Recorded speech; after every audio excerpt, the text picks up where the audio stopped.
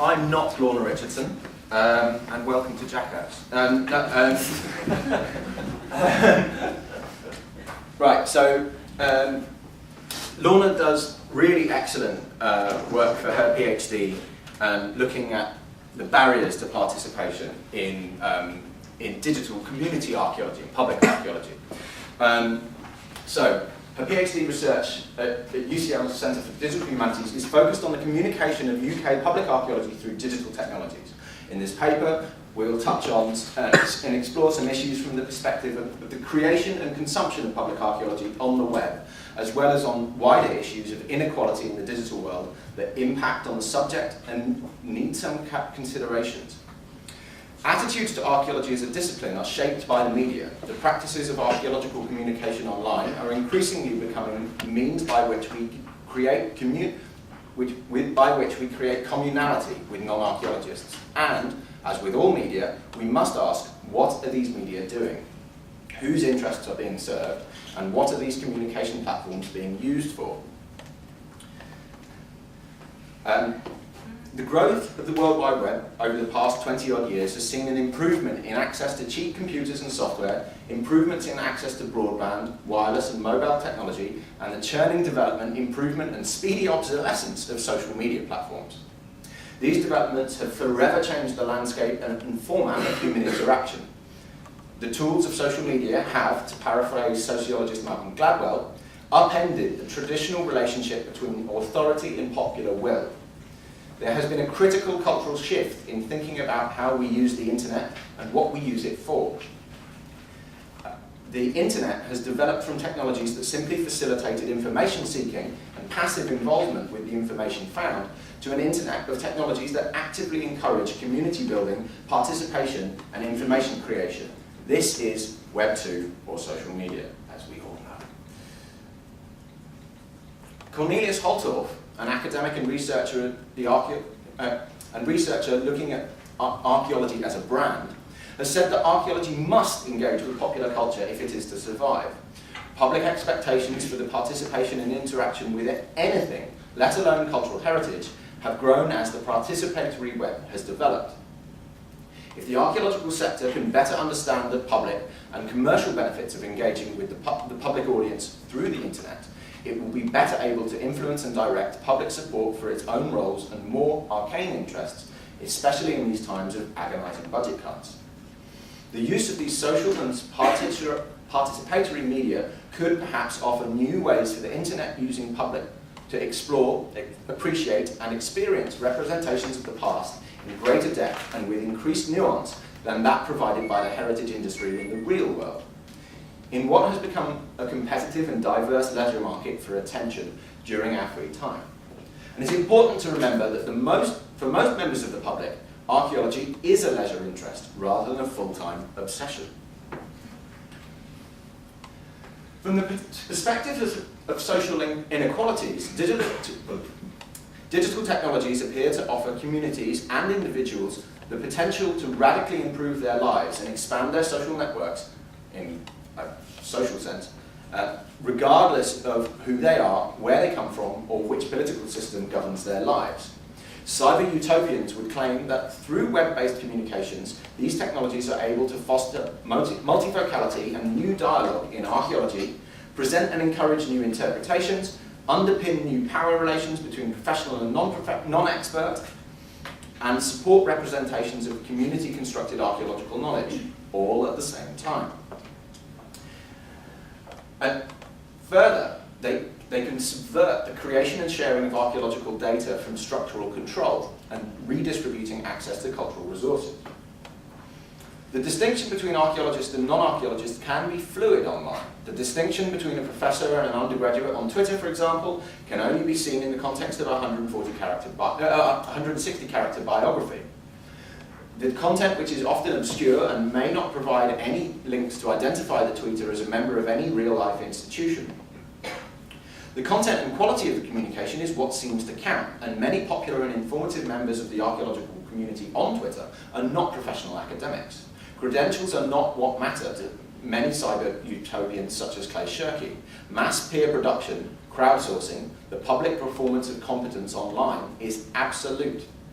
Yet these credentials impact how we understand and acknowledge the notion of the expert.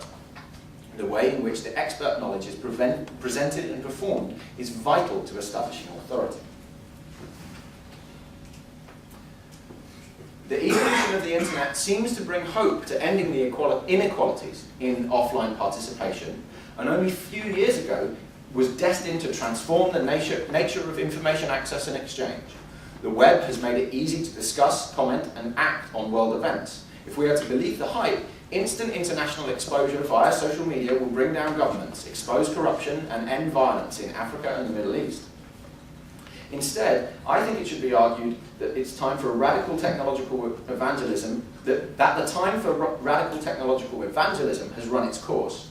We need to be realistic. The internet is not pro-democracy. It's not inherently emancipatory. It does not create equality and access to data by the simple fact of its existence. It is not always what we think it is.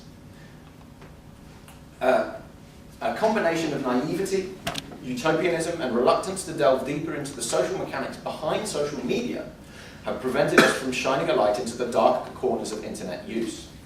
There are many debates about the implications of the internet for social inequality, though the democratisation of online communication and production, through the democratisation of online communication and production, thanks to tools such as blogs and wikis, we've stretched the boundaries of belonging. The internet remains, though, that was a though at the beginning. Making sense? The internet remains an exclusive enclave for those who can use it. The barriers and inequalities propagated by the internet are far more subtle and nuanced than those who have access and those who do not.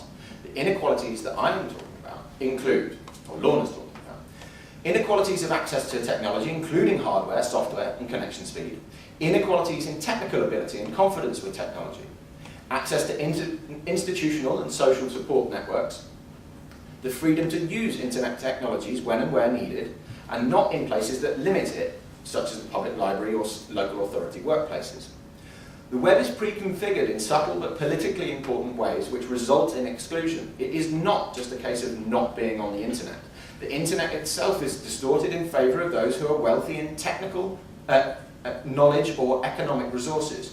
Through the mechanism of biased search engines, knowledge of how to contribute to social media and use it effectively, understanding the unspoken rules of behaviour in online communities, both as communities of practice and communities of interest, knowing where to search for information efficiently, knowing how to use certain types of software, how to troubleshoot problems, how to ensure privacy and safety online, how to ascertain online credibility, and how to promote your own opinions, your own authority. These are all important technical inequalities depending on whether or not your own equipment, or whether you own your equipment, or have to use a computer in a library, whether you can access Wi-Fi or broadband, and whether or not you have access to a smartphone, and all the important 3G or Wi-Fi connections on the move. Despite the existence and effectiveness of these digital architectures of participation, these issues deserve to be considered. Are these technological developments really helping citizens to establish new relationships with archaeology and heritage issues based on democratic and participatory principles? Or are we simply witnessing the creation of a new form of inequality? What do we want from our digital public archaeologies, and do these desires match the desires and abilities of those who want to consume the information and those who want to consume the information and opportunities to participate that we provide? Barriers exist for both producers and consumers of archaeological or any information, and I now want to briefly visit some of these. Data is readily available. This is, for the growth of the public internet use in the UK. Last year, the Office of National Statistics report on household internet use showed 5.7 million households in the UK did not have internet access at all. Across Europe, social media is the primary online activity, accounting for 1 in every 5 minutes spent online. Yet research by Eurostat last year showed that nearly a quarter of EU citizens have never gone online, and that in the poorer countries of Southern and Eastern Europe are lagging behind Northern Europe, and there is a pan-European problem with rural broadband access. The most common barriers to the use of the internet in Europe include the age of the user, older people are less likely to participate, hardware costs, lack of access to cheap broadband, and a lack of ICT skills. Half of those that did not have a connection declared that they felt that they did not need the internet.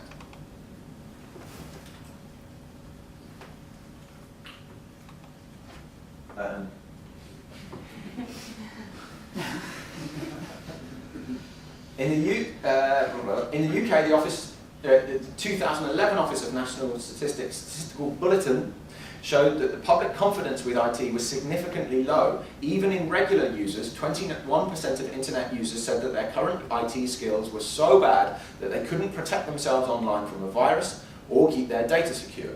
Of the 5.7 million people in the UK without an internet connection, 21 said that their lack of digital literacy was their biggest barrier. There are significant socio-economic inequalities, and a lack of basic IT skills across Europe and access to superfast broadband is a sticky issue. The Adopt a Monument scheme in Scotland is actively promoting the digital dissemination of the project's outputs through mobile phone apps and QR codes, as these are cheap and quick to set up. But only 66% of Scotland has 3G access, and most of the Adopt a Monument participants did not have any IT skills or access to IT equipment whatsoever. So they had to try to provide training and basic skills before the participants could participate in the project fully. What people can and can't find or use or do on the internet dictates what the internet means to them. If people cannot fill in official forms online or find cheap deals on their car insurance, they're at a serious financial disadvantage. You can't participate fully and effectively in a modern society without establishing some relationship with internet technologies. The average age of the volunteer sector in archaeology may be a contributing factor to the slow uptake of the online archaeology in voluntary groups. In 2009, CBA Community Archaeology report showed that the average age of an archaeological society member is around 55, whilst the average history society member is over 60. During my research, during Lorna's research, this has come up time and time again. The majority of people involved in community archaeology are unfamiliar with the digital world, and as a result are very suspicious of it. You cannot interrogate online archaeological data or use resources to their full potential if you don't have the skills. So how can we expect high levels of involvement in archaeology to spring from online sources if a significant number of our target audiences are simply not able to join us online? It's well known and well-researched fact that social communities online, some people actively participate more than others. The researcher who originally came up with this idea, Jacob Nielsen, called it this participation inequality. Although the exact percentages are likely to vary depending on context, Nielsen found that social participation online tends to follow a 99-1 rule, where 99% of the users are the audience. These are people who like a good lurk on the internet and tend to read, listen or observe, but don't actively contribute. 9% of users are editors, sometimes modifying content or adding to an existing thread, but rarely creating new content. And only 1% of users are creators. And these are the people who drive a large amount of a community's activity. More often than not, these people are creating a vast percentage of any site's new content and activity. This dispositional barrier is the underlying factor. Without motivation to contribute, just having access to a computer does not serve the problem of the participatory divide. And that's not to suggest that learning is a bad thing. Lurking is learning, after all. And we can't measure how many of these lurkers translate into offline visits to museums, books being bought, archaeology courses being studied, as we just don't look hard enough for that kind of data. The risk with participation inequality is that it can render contributions and opinions found online unrepresentative of the community at large, since their contributions may represent an active vocal minority with sharp digital elbows. The strength of doing public archaeology online is the speed at which crowds can be assembled, audiences gathered, and action can take place across the boundaries of age, affiliation, and occupational status. The recent issue of the Cherrymount Crannog, under threat from development without rigorous archaeological investigation, saw victory in the saw victory for the Northern Irish community campaigning after only a sustained online campaign through social media that led to coverage in the national media after the normal channels of complaint and protest had been exhausted. The question is how to sustain the intensity of these encounters with public archaeology. As quickly as a crowd can gather, it can disperse. Weak ties online require little or no acknowledgement of relationships, and there is little or no commitment involved in participation, making it easy for our participants to rendezvous and depart consciously or simply drift from attentiveness to benign neglect. Social media can enhance our existing channels of communication. Agile tech makes it easy for activists to express themselves, but these are not in themselves the natural enemy of the status quo. Participants able to quickly mobilize in face of issues such as cherrywood cranel, which puts those without access to social media or those who don't know how to use it effectively at a disadvantage. Trolling. So, we must keep trolling in mind as a barrier to public archaeology engagement online. Aggressive postings on archaeological blogs and discussion lists, whilst thankfully not common, do exist, and these can be exhausting for the organisation or people concerned if it is necessary to respond to trolling by correcting inaccuracies or defending their work. On the Portable Antiquities scheme, they had to remove their 600 people strong discussion forum because of a couple of particularly persistent trolls, and PAS remains the subject of vitriolic blog posts about their work and website content. Paying attention to the trolls takes up staff time and energy, and you need to be sure that you are resilient enough to ignore trolling. The biggest barrier to these archaeological organisations and individuals that do want to use internet technologies is lack of funding and resources. Many organisations have draconian IT policies. Responses to one of my recent surveys on IT policy has shown that as local authorities are political entities, archaeological officers are forbidden to enter any conversation that might lead to political repercussions, as officers cannot be the voice of the authority. All websites, press releases and blogs have to be run by the council or organisation official media team, and access to social media at work is in most cases blocked. The technical quality of these digital products, funded or not, are extremely varied, and the innovations and uptake of new technologies are, according to Lorna's most recent research findings, happening within groups and organisations with access to specialist technical knowledge, policies that support the use of the platforms, and dedicated digital staff/volunteer roles, and most importantly, cash. Social media takes time, and in hard-pressed organisations this translated into a financial consideration, which may be off-putting to many who would otherwise undertake public archaeology. The successful digital public archaeology projects have had the benefit of institutional commitment to using the internet to engage with the public. They have had technical knowledge, skills and time to create and maintain successful sites. But these organisations are just as vulnerable to the prevailing financial climate as any other, and we are already seeing redundancies and reduced budgets and time for public archaeology, including digital. Is there sustainability built into the funding and staffing of these projects? What happens if only a handful or less of people are using and managing these technologies in organisations and they fall ill or leave? How can a small community archaeology project compete for attention online if it is time and budget poor, with staff or volunteers that don't have the skills and confidence to fully embrace the digital world? How do we make sure that these projects can be carried on by the communities actively taking part in them? And how do we make sure we don't lose the records and archives of this innovative style of public engagement?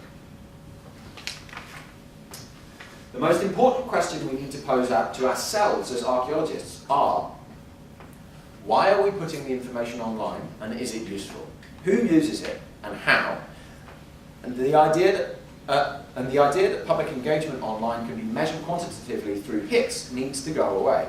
We need to measure unique visitors and bounce rate in our metrics data and look carefully at the content and frequency of the interactions taking place through social media. The number of followers or likes is unimportant. Quality counts, and funding bodies and management need to be made aware that success cannot be measured in website traffic. Archaeology's relationship with the public must involve new awareness of audience and a willingness to participate in dialogue. Archaeologists need to develop IT skills and knowledge about website creation. Our capacity for communication with the non-professional needs to increase.